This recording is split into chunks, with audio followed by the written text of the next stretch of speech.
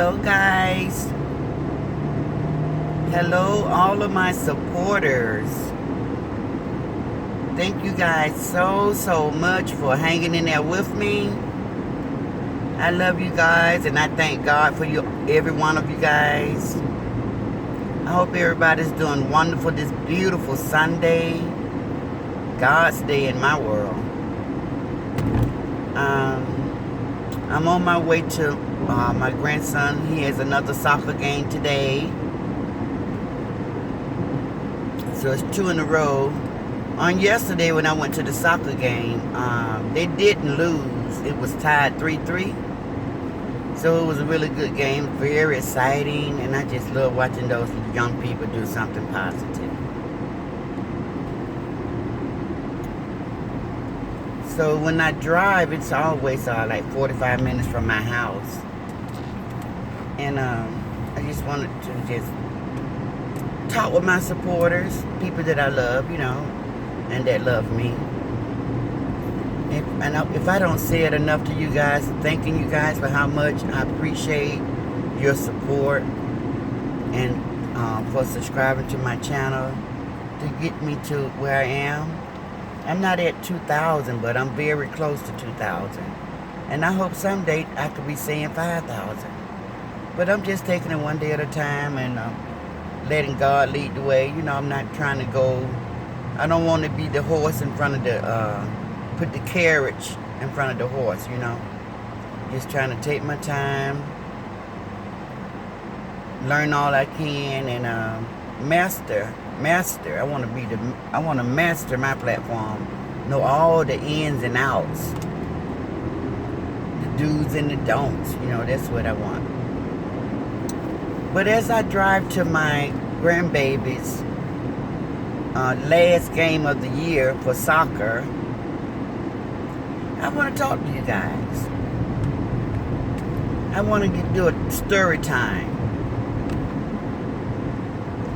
Now, the story that I'm about to tell you guys is a true story.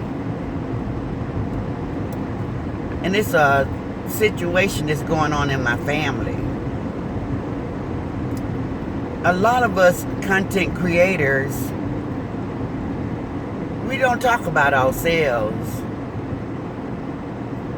We don't let people know that we are humans, because we're always keeping the attention on other platforms or what other people are doing, other people's life. But I assure you, each and every one of us all have something that's going on in our family. Now, this situation that's going on in my family, it's nothing that I'm ashamed of, because it happens to the best families. And I just feel like it's a lesson that God is using all of us. So let me get into the story to let you guys know what my story is about. So I have a family member, and they are a truck driver.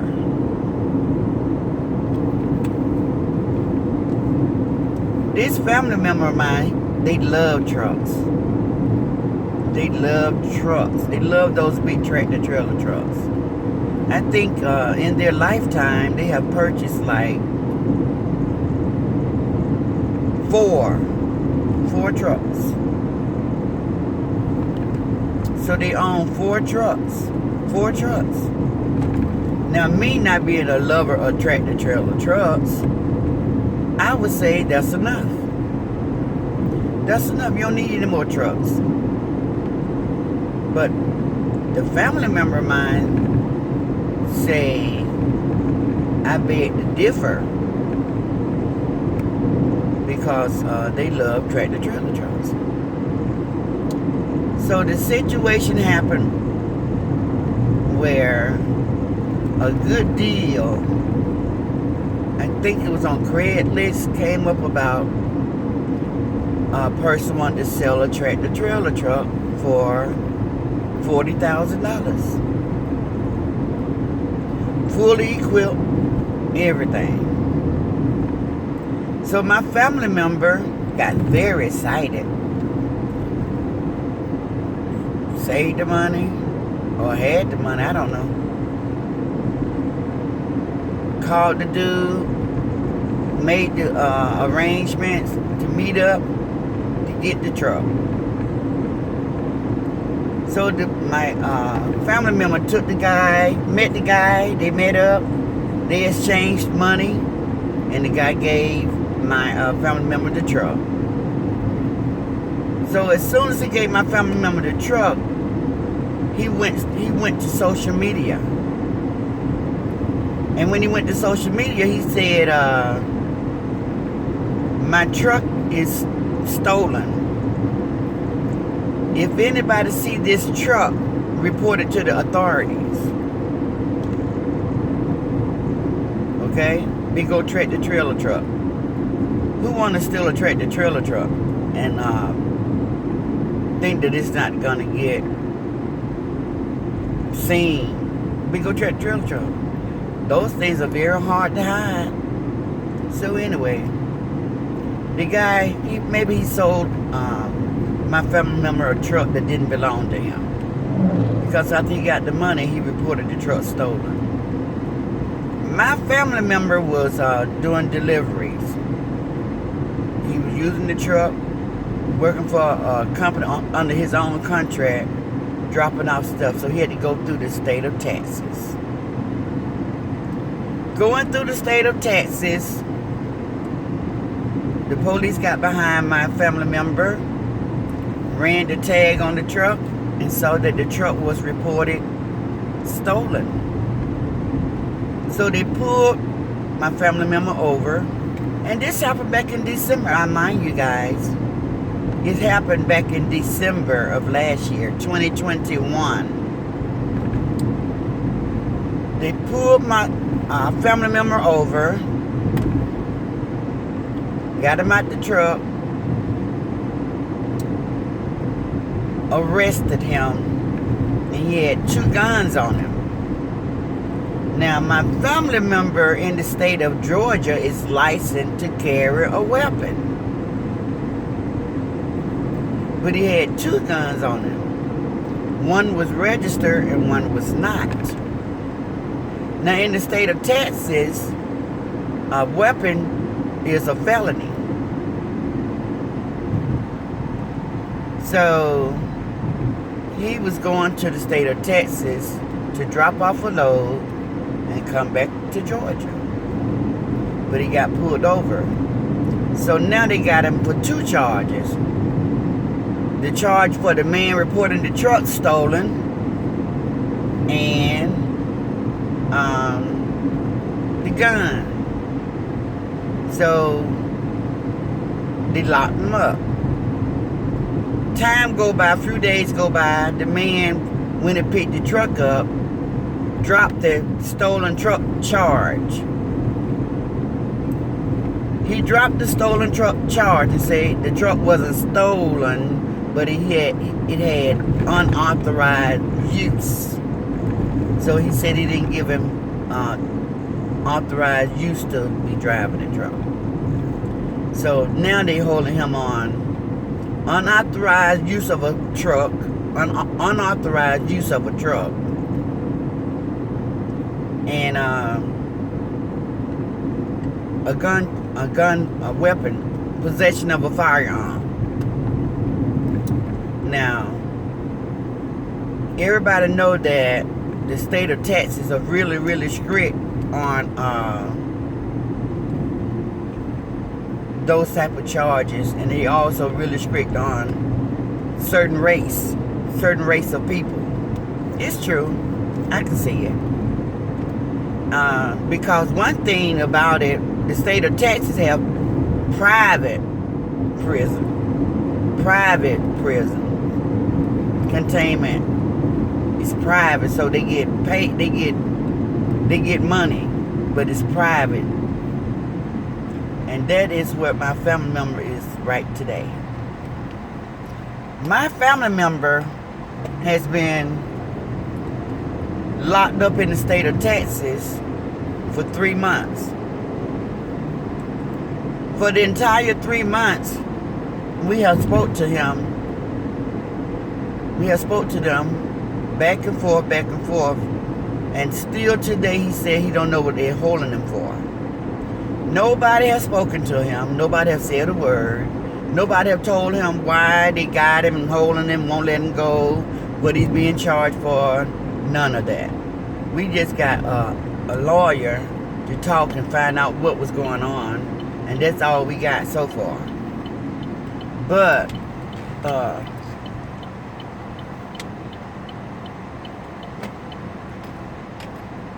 in the state of Texas, to my understanding, they can't hold you past 90 days. And that 90 days is not counting the weekends. They can't hold you past 90 business days. So he's sitting in a detaining place, not being able to come back to Georgia, be with his family. He has small kids, 2 sons of school age and a wife. They done had him locked up for 3 months. For 3 months. He haven't had a court date. He haven't had anybody go represent him. And it's pretty bad for right now. I'm a little nervous for him because I don't think he's going to get a fair deal because of the private prison that they have in the state of Texas. You know, and that's wrong that because when, you know, everything is let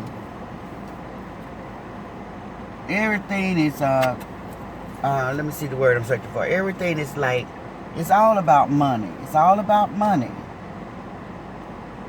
And when you put money in it, then that's when everything else go out the window. Because they ain't looking at him as a human. They looking at him as a dollar sign. And that's the part that is wrong. When they look at those inmates and stuff, they don't look at them as human. They looking at them as money. So I'm just hoping that everything works out. We did a family prayer today. It was a couple of times that we felt like we could have tried to get him out, you know. But he like I said, he owned all of these trucks, but he didn't want to sell anything. And we wanted to get him out, but we're gonna have to sell something to get him out. And he didn't want to sell any of his trucks. And being the type of family that we are, everybody have their own issues going on. So nobody can really come out with a big chunk of nothing. Because we're not a family of wealth, we're a family of love.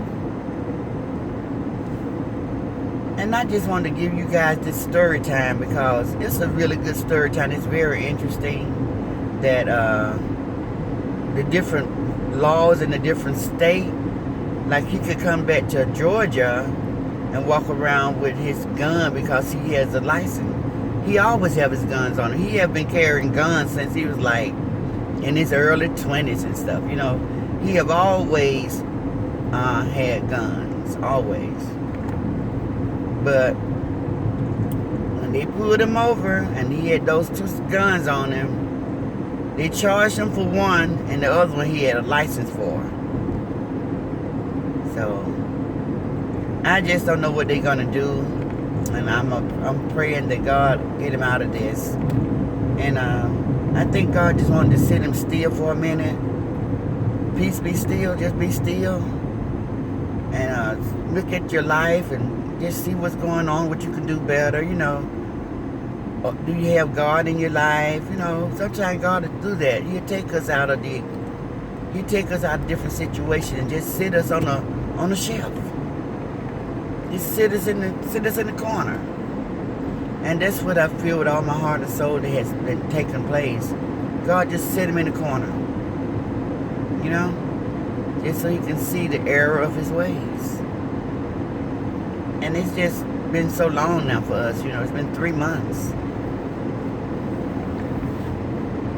And he told us, like, when we were trying to sell his trucks and stuff like that, he was like, don't sell my truck. I'm just going to wait it out.